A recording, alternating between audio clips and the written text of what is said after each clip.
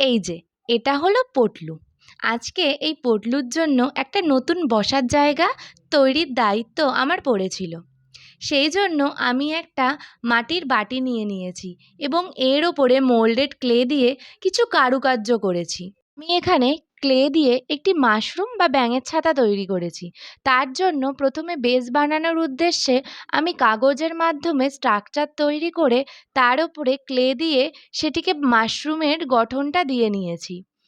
তারপর পুরো জিনিসটিকে প্রাইমার করে ভালোভাবে রং করে নিয়েছি।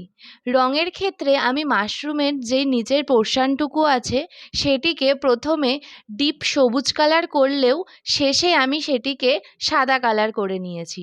ব্যাস, এভাবেই পটলুর ছাতা তৈরি।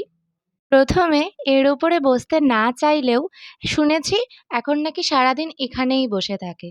পটলুর তো এটা খুবই পছন্দ হয়েছে। তোমরাও দেখে জানিও তোমাদের এটি কেমন লাগলো।